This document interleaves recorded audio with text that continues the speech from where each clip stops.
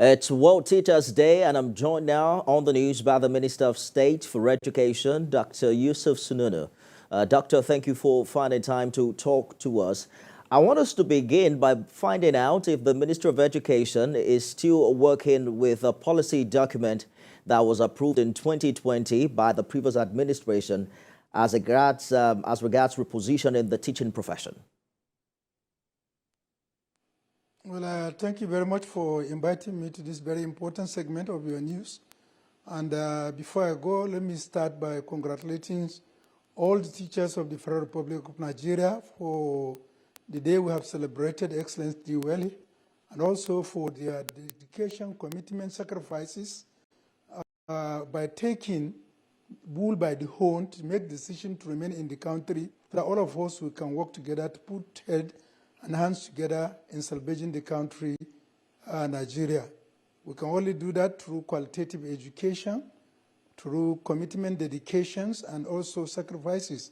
And I want to congratulate them for doing that, and also to thank Mr. President for honoring the Nigerian teachers by being physically present through the active representation of his Vice President, of the Vice President of the Federal Republic of Nigeria. This shows the importance of education, the importance attached to education by the current administration. And that is why no wonder education is still part of the 8-point agenda of Mr. President. Yes, the document that was approved on 2020 by the immediate past regime is really available to the ministry, and some aspect of it has been,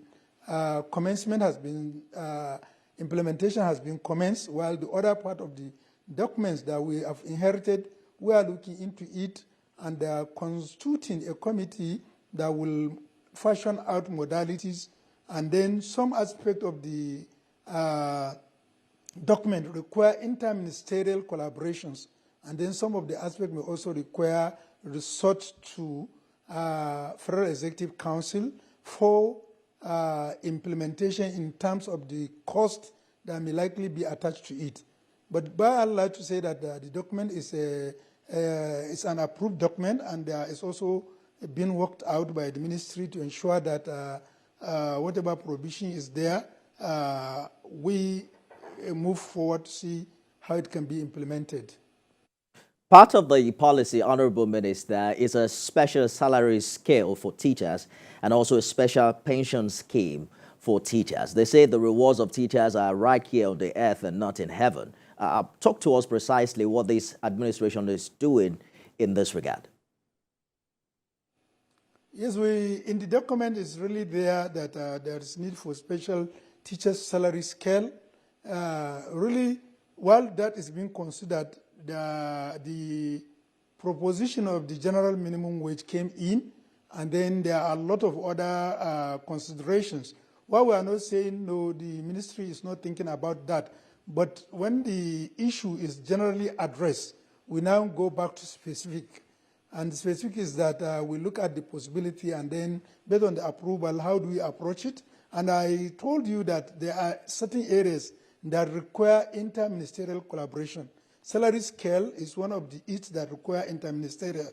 When you are going to temper with salary and then production of salary, another new salary scale, you require the input from finance, budget office, and also salaries and wages commission, so that we'll all be working at the same lane, and then produce a document that is not only acceptable but highly implementable. And therefore, it's what I told you, that those are the areas that we're working to ensure that we have interministerial collaboration to ensure that we have come out that will not coming out the product that may also be another issue in the country. So we have to look at it, and what are the need assessment, what are the financial commitment, and what have we. And then definitely, even that is done, at a certain stage we must resort to going back to Federal Executive Council for approval. So these are the areas that I told you that some of the approval granted require interministerial collaboration to ensure that we are working together in a line that we can be mutually addressed. So education is one of the sectors suffering huge brain drain in Nigeria. And this policy encourages best graduates to take up careers in teaching. But a similar policy was also approved for Federal University years ago. But we're still talking about visiting lecturers and, shortage of hands in this regard. What do you think are the challenges and how is this administration solving them? Yeah, the challenges generally are numerous.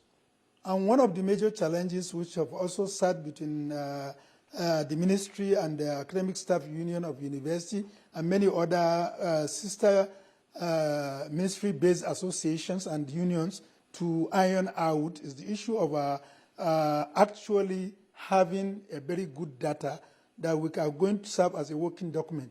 And right now we have directed and the universities are going out their personnel audit, and that personnel audit is aimed at getting us the true picture of what are the gaps, and then we now look at it and look at how fast we can work to ensure that the gap is filled.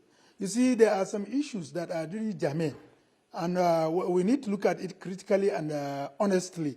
What are those issues?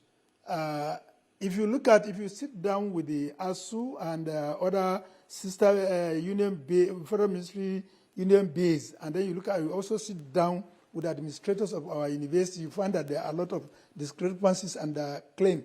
But by and large, the NUC has really tried to work out modalities in such a way that the hope is not lost, in the sense that we cannot, because of the brain drain, we shouldn't allow the overworking by the lecturers. For example, a lecturer covering 2 or 3 universities, that will cause a lot of hardship to the lecturer and also incapacitated the area, his primary areas of assignment. And therefore, we are putting check and balances and that. But I want to assure you that we are also working with the Federal Ministry, the Office of Health of Service, Budget Office, and Salaries and Wages Commission. You know that really the major issue now is the issue of embargo on employment. And then employment are now based on securing waiver from the Office of the Service, Head of Service, and 3 areas that I've mentioned. What we are doing right now is ensure that we fast-tracked and then the processes so that the Head of Service can easily grant waiver to the university and for them to recruit. But you see, just like I discussed similar issue when I was Chairman House Committee on Healthcare Services in this studio, and the same thing that we had in the health sector is also what is happening in the educational system. There is this rush to recruit before the waiver, and that has causes a lot of issues. And then there is also misplacement of priority. If you go into some hospital, instead of having one, the ratio is completely changed. You have more non-academic staff compared to academic staff. And these are all issues that are brought about waiver issue.